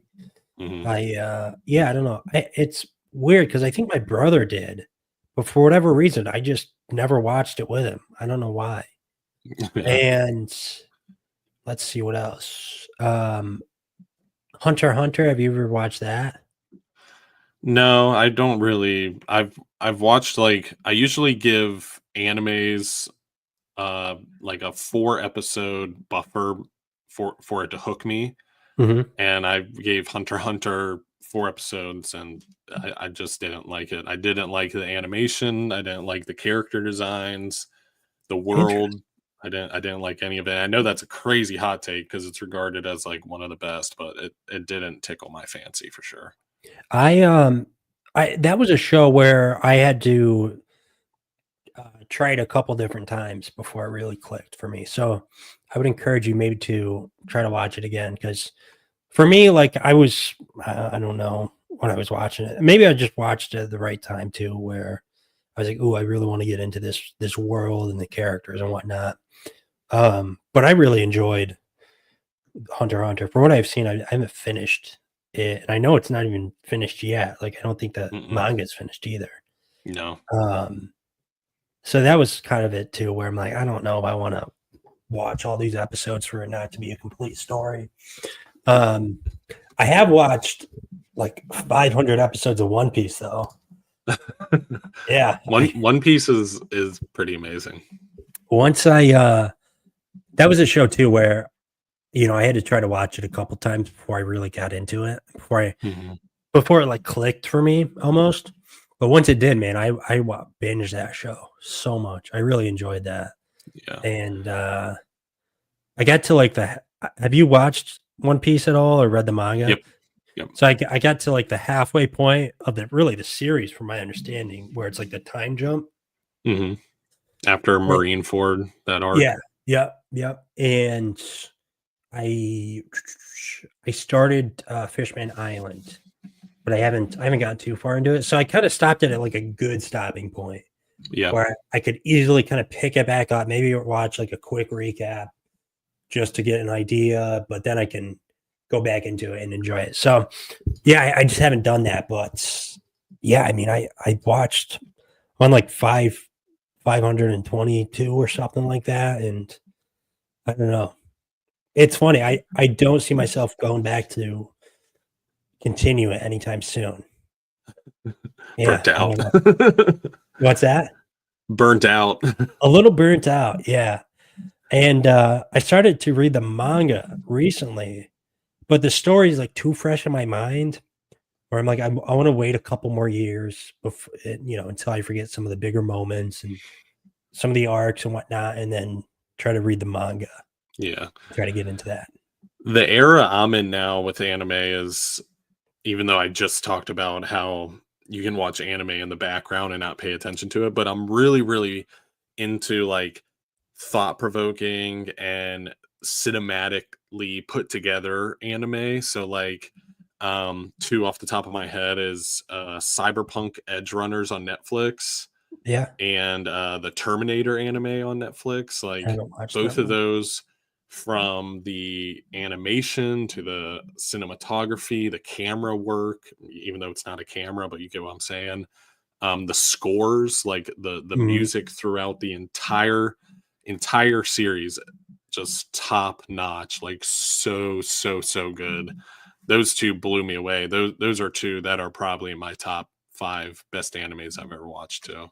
I enjoyed Cyberpunk Edge Runners. I didn't like the ending though. Like Oh, I I feel like in loved it. that show, like the last 2 episodes are like there is a bit of a time jump, and then after the time jump, I just kind of lost interest in the show for some reason. I did finish Oh, it, but I don't know. The first half for me, and like those first few episodes were really strong, and I really enjoyed it. And I do like the world of Cyberpunk. Have you played the video game? yep, yep. Yeah, I really enjoy the world of Cyberpunk. I played it when it was released, and I got somewhat into it. I didn't beat it then, but then last year, I replayed it, and I was going for the platinum on PlayStation. Mm, And a platinum trophy is, it's a lot. You have to do like everything in the game. But for Cyberpunk, it's definitely doable. You just have to like do the different endings and stuff. And I just kind of fell off it, but I did enjoy, the ending I did get, and just playing the story. And I'm excited for other installments into that universe. yeah. I think that will be cool. Let's see. Fifth of Jack Gaming. Yes, Full Metal Brotherhood is amazing. If you like He-Man from the 80s, the Kevin Smith He-Man is a continuation of that original series and is pretty good. I did watch part of Full Metal Brotherhood. I didn't finish it, so maybe that's a show I'll try to finish. I don't know why I fell off that show. Yeah, I can't That remember. And then He-Man, I that don't think I would like, but Full Metal is another one, like cinematically, Mhm. animation wise, like it is like they were cooking when it came to some of the scenes in there, like really, really good. Isn't that a remake too? Right? Yeah, Well, so Full Metal Alchemist, the anime adaptation came out before the manga was done, so they did a anime only story, and then Brotherhood is the actual manga adaptation. got it. Got it. Okay. Yeah, maybe I will try to rewatch that because I probably got around halfway through it, I'd say. And like I said, I just kind of fell off it for some reason. I can't remember why, or I was enjoying it. And that's a complete series, right? I mean, it's Yeah, relatively short too, from what I yeah, remember. It's not like super long where it's like, you know, like multiple seasons or anything. yeah. Pretty Um, short and super thought provoking, and an incredible twist at the end. That's like the high points of it. yeah, I'll have to maybe, yeah, I don't know. Maybe I'll try to start that soon. A Fifth of Jack Gaming, Terminator was so good. I ended up watching all the episodes all in one sit down. Interesting. Yeah, I don't know. I'm not huge into the Terminator world or universe. Mhm. Like I've only seen the first one. So I don't know. I don't know if I like it. I'm not either, but Okay. this was It hooked you. it. Yeah, it Mm, hooked me, and it had that like unstoppable force of an antagonist where like you're on the mm, edge of your seat, like where's he gonna pop up? Almost like the Jason type of mentality. Like sure. nothing will stop him. Where's he gonna pop up next? And you're just Yeah. waiting. And it's so awesome. That does sound interesting. I might like that then. Maybe I will try to watch that. Yeah. I know there was a Tomb Raider anime that just came out, I think, but it got panned. It was not, from what I heard, it was not great. Yeah. Uh, the art style was amazing. Well, I always love a good art style. So maybe I will try to watch that and and yeah, next show I'll give it my thoughts. Um, what other anime have I watched? Because I did go down an anime rabbit hole a few years ago where I watched like Death Note. Hmm. Um, That was good. That's another one where I want to wait a few more years and then I'm gonna read the manga because it's still a little too fresh in my head. But I do want to read the manga eventually.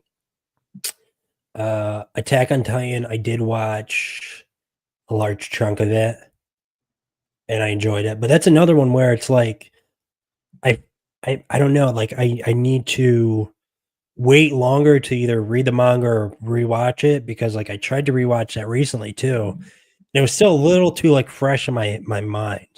It's like Yeah, yeah.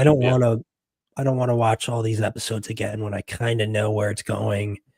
So I want to wait a little bit longer till I forget. And I do recommend the anime over the manga for Attack on Titan. oh really? Yeah, the manga, the art style is I don't like it. A lot of people don't like it. So I think the anime is favorable in that sense. Okay. Interesting. Yeah, maybe I'll just try to rewatch the show then at some point.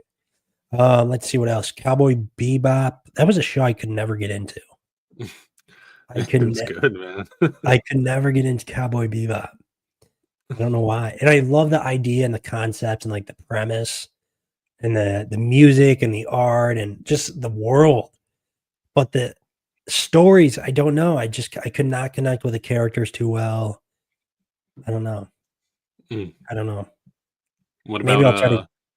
Samurai Champloo? Have you ever heard of that? I don't think so. No. That's one you should check out too. What's it? Is it streaming anywhere? Maybe Crunchyroll. I don't know. I watched it in a DVD box set like forever Okay. ago. Looks like Hulu. It's streaming. There you go. Yeah. So Interesting. good. So good. Interesting. Okay. Yeah, I'll have to add that to my list. And then I watched One Punch Man. I really like One Punch Man. Yeah. And then Mob Psycho 100. I think that's what it's called. Yep. I thought that was a lot of fun. That was a lot of fun. So yeah, I don't know. I have watched some anime. That sounds like a topic for one of our shows is anime Yeah. focused tier, Yeah. maybe a tier list or something. Maybe. I was actually thinking of starting a show on Tuesdays called the Tier List Tuesdays, where I just pick a random topic and just do a tier list live. That'd be cool. Yeah, I don't know. I'm still kind of like working it out in my head to see. I have a few different ideas for like shows and stuff I want to do, but I kind of want to wait to see like what really excites me. So that's something I might do eventually. And then I could have like a guest on, like you or whoever, to do a tier list with me each week. Yeah. I like the idea. I think it's creative. Yeah, yeah. So I might do that. We'll see. Anyhow, I know you have company coming over, right? Or company at your house already. So, we can end it here. Overall, I would say, if you're a Star Wars fan, go check out Skeleton Crew. I'm sure you would like it if you like Star Wars. It's Yes. I enjoyed the show. I don't think it was like amazing. I do have some issues with it, but overall, I think it was pretty good. And I will watch the second episode, and I think I'm gonna watch Terminator too. That does sound intriguing to me, so I might watch that and then Terminator tonight. The anime it's on Netflix, right? Yes. Yep. Yeah, so maybe I'll watch Skeleton Crew, get caught up with that, watch the first season of Terminator, and maybe we can do a show on that or something. I want to say it's like 8 episodes. I mean, it's really short. So I mean, you Okay. can definitely finish it, especially if you like it in like 2 days or whatever. So Sure. Did you? I know we're about to end. Did you watch Arcane? no, Omnidog asked me that last night, which I didn't even know he watched anime, but he was like, "You need to watch Arcane." I was like, "Well, I guess I do because everybody's talking about it." That was a show where I tried to get into it and I couldn't. I don't know. Hmm. I don't That's know. the I'm sure. first negative review I've heard. Yeah, I don't know. I feel like too sometimes with shows, if I'm not like in the right headspace where I'm like, okay, I'm gonna sit down and watch a few episodes, see what I think.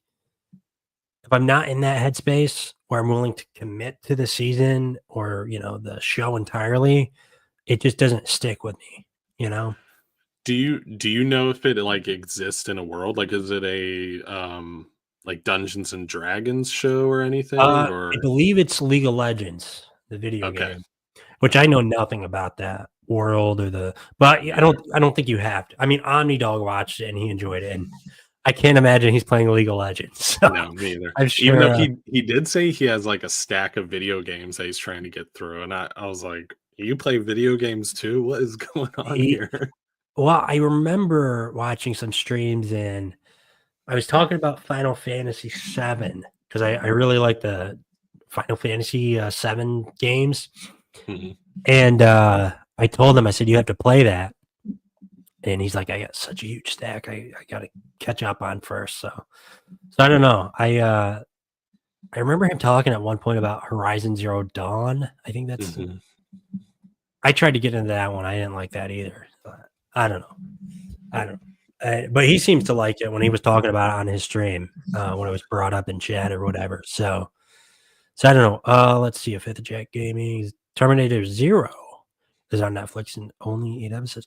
Isn't there a Godzilla anime too that came out recently? I don't think it was recently, but yes, there is a Godzilla anime. Hmm. That There I sounds think kind of there's 3 intriguing. parts, and they're, like, each part is, like, 8 episodes or something like that, I think. Got it. That sounds kind of intriguing. I might try to watch that. Yes, Arcane is League of Legends. I haven't played it. Seen a couple of games.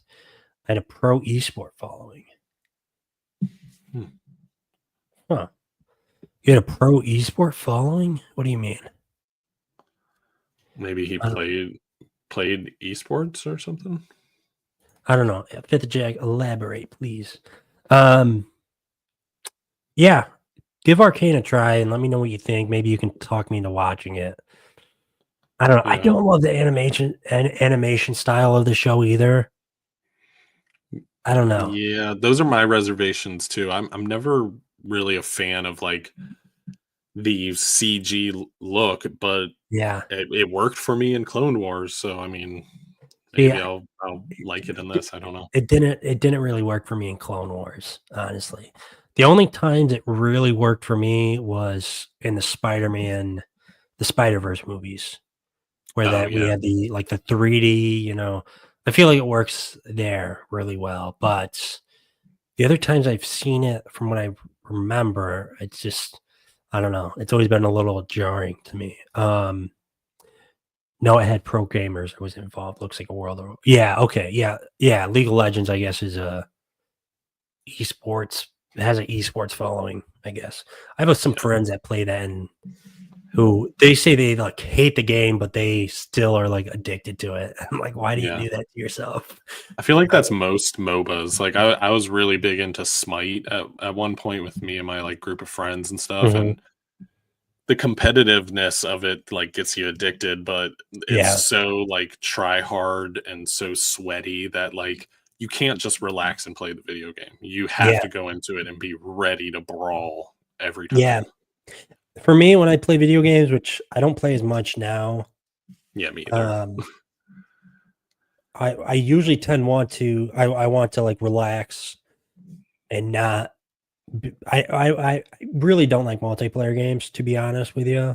I don't Yep. hate them. Like there's some I like I do kind of like Fortnite, and I do go back and play that every now and then with my friends. And with the OG map just came out again, so I've been hopping on that every now and then and playing.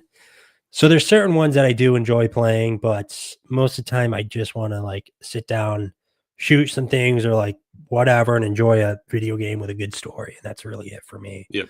Yep. Um, have you been playing Rivals though, right? I have been. I think I have, like, 5 hours in it, which is not a lot, but I don't Yeah. play much, but I've really, really been enjoying it.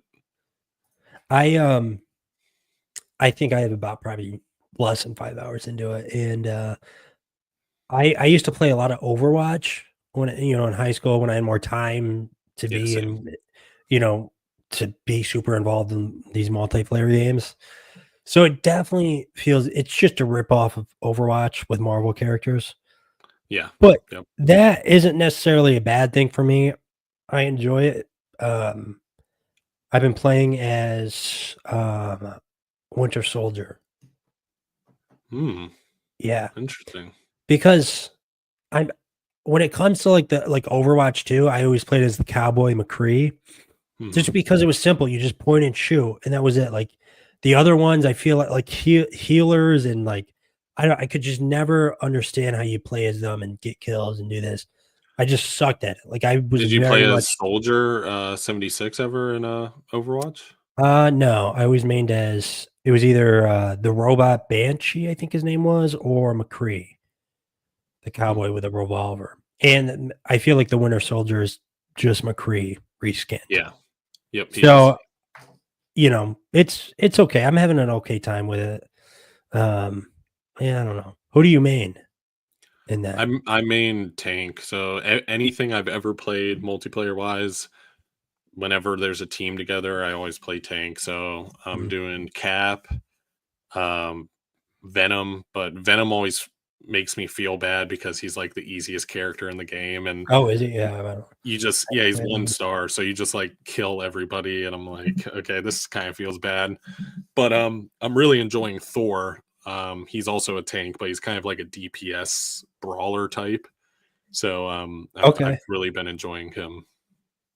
I tried to play as Captain America and Thor, and with Captain America, there was like too many options for attacks, and I don't know. Yeah. I was like, this is too much for me. I don't. I like to keep things simple most of the time, and the Winter Soldier is definitely one of those characters that you just is very simple in my opinion. Um, and I did try to play as Thor too. I think it was the same thing. It was just like too much. I don't know. I just didn't Cap have fun. and Thor are hilarious because their like main ability is just beat the crap out of whoever you're facing. So it's like, you run in or you throw your hammer in, whatever your movement ability is, you get in there, you buff yourself, and you just keep punching them and beat them to a bloody pulp in a corner. It's hilarious. Hmm. Yeah, maybe I'll have to. I was gonna play some video games tonight. Maybe I'll hop on that and mess around with some of the characters a bit more. We'll see. Yeah, I don't know. I do recommend Thor. He's a lot of fun, Thor. especially with his like I have Xbox, so it's X. So I guess for you it'd be square. But you press square, and he like throws lightning bolts all of a sudden. So he Oh, becomes really? like almost like a ranged character in a way. Hmm. So he can put out some damage. He's a lot of fun. We'll have to hop on and play it some point when we're able to find the time to do that. Yeah, I have my best friend, I have another guy. So we have the potential of like almost a full team, but we just all have to be on at the same time, which is Yeah. that's the hardest part. I could for sure probably get at least one more. How many is there to the team? 5 or 6? One, two, four, I can't six. remember. Yeah. Okay, so you have 3 including yourself, right? And I could get one more for sure, and then I could maybe talk my friend, actually, he's in the chat, Jack, into playing. I know he downloaded it, but he just hasn't played it yet. So I'm sure I could talk him into getting it. A Fifth of Jack, it is cross gen, yeah.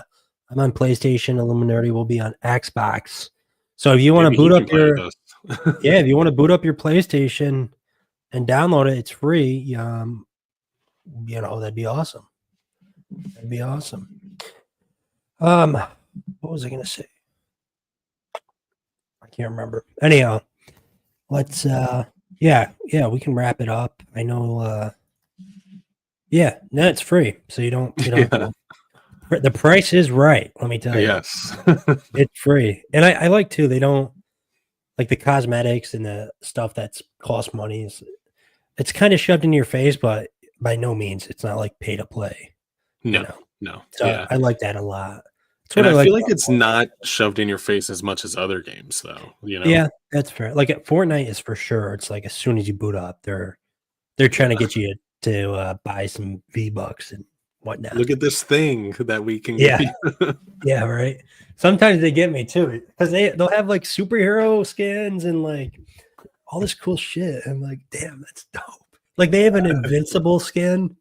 Like, Oh man. yeah. So they have some cool skins where I'm like, you know what? I'll drop $20. Yeah, I think I played maybe a year ago. It was when the Squid Game event was going on. So I it don't was remember. So it was pretty much the Squid Game, but you played it in Fortnite pretty much. But it was the most like I was like crying, laughing because everybody, you had Invincible over in the corner doing the gritty, and then you had like yeah. Captain America and like It's crazy. LeBron James dancing, and one's playing a guitar, the other one's drumming. I'm like, what is this stupid game? Yeah. It's nuts. And now they have like a Lego Lego game mode, which I haven't played, but I like Legos, so I might have to try that out. From what I hear, I think it's I always eye up your Daily Bugle behind you. What's that? Oh yeah, the Daily Bugle. Yeah. Oh, that was so fun to build. I'm a sucker for Legos. Like honestly, there's some like Lord of the Rings Lego sets that I want to buy, which are super like $500 we're talking. So it's like I'm not going to do that anytime soon. But I would love to do like a Lego stream where I just buy a big Lego set like that and just build it on stream. Like, I think it'd just be so much fun. I got the Optimus Prime set. It was pretty wicked to put together. My roommate in college got that, and that looked pretty cool. They have like a Bumblebee one now, and I think they're doing a whole line now of the Transformers. Yeah, I don't know. I grew up with Legos, so I love Legos. I love building stuff. Like I feel like I should be like a carpenter at times, or something, because I do like building shit, So I think I don't know. If only I could build Legos for a living, that'd be awesome. Yeah. Fifth Jet Gaming, I'd buy the pass and let the kiddo play on my console. He loves Fortnite. Yeah, Fortnite's a lot of fun. I'll tell you. Like, it's very I don't know. It gets a lot of flack and it's easy to kind of make fun of, but dude, I'll tell you, it's addicting at times.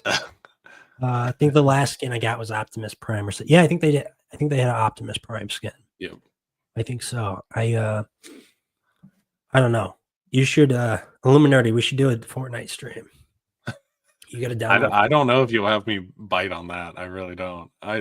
Fortnite is so absurd. It is so absurd. Dude, I'm telling you, they have a no build, zero build. So a part of my issue with Fortnite, when it was first came out and when it, a couple years after it was popular when I was playing and stuff, was the building. Like the building, like you cannot outbuild these like 14, 13-year-old kids who just play all the time. But now they have a game mode where they got rid of that. It's just shooting. And it's so much more fun and so much more fast paced that I think you might like it. I think you might like it. I'm gonna try to talk you into playing it because I've been having fun with it. And then we can get a fifth of Jack Gaming too. Yeah, I'm Marvel Rivals hard right now. Anytime I can play, I'm playing this game because let's try to boot it up soon. Maybe tomorrow if you have some free time or something, we can hop on it and because I don't have a job right now, so I really don't have a whole lot going on. So I definitely have more free time, especially in the evenings and stuff. But let's try to find some time to play it. And if it's Jack, send me your PlayStation so we can. I'll add you, and we can make sure you play too. That'd be fun. But all right, let's wrap it up. I know you have company over, I believe, and so why don't you tell the people where they can find you if they don't know already? I'll try to get your channel up here. Yeah, because we all got James in here. What the heck? I know. I think there's a near mint condition stream going on. Oh, that's probably what it is. So that's probably why, yeah. All right, there's your channel in the chat there. I'm sure you have some videos upcoming this week. You want to give us any teases? Overview, and then just the year wrap up of Awesome. top DC reads, top Marvel reads, top indie, and then just my top reads in general. And then I will, now that I have it all together, be doing a collection tour very, very soon. Ooh, So that will be exciting to put out. that would be awesome. I'm sure it'll be long too, right? Yeah, it's going to be probably one of my longer videos because I like to talk about the books. I don't get a Yeah, chance to talk about everything. So I kind of like taking advantage of it. for sure. No, that makes sense. I might Um, split it up to 2 parts, though. I might do, like, manga and then comics, like, 2 sure. different parts, so it's not, like, 2 hours long. That makes sense. When I have to finish my part two of my collection because I have like two bookshelves really in my room with comics and stuff, and I did one.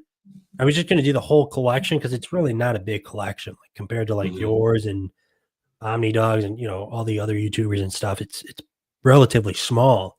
So I was like, "I'll just do a video," just one video, no big parts or whatever. And it was, like, 17 minutes long by the time I got done with one bookshelf. So I'm like, Yeah, "Okay, alright, we'll do 2 parts, I guess." So I have to fill my other bookshelf at some point and do that. But, that'll be yeah. exciting to see that, your collection video, your updated one. I'll be Yeah, I'm excited I'm for that. also debating on doing, like, a room tour because, like, Yeah, I always want like, do collection tours, but there's so much more, like, video game-wise and, like, my yeah. TV setup and, like so it's like, I kinda wanna do a room tour, but I don't know. We'll see. I gotta play with it. I think you should do a room tour. I think that'd be Yeah. awesome. I love, uh, personally, I like, if I see a room tour video, I always click on it. Yeah. They're So definitely my most well-received and viewed videos for yeah. sure. Yeah. So I think that'd be awesome. Alright, yeah, why don't we wrap it up? Um, any, final thoughts on Skeleton Crew or anything like that? I think you hit the nail on the head. I think if you want more Star Wars, specifically, um non-Jedi stuff, Yeah. watch it. If you like Goonies, watch it.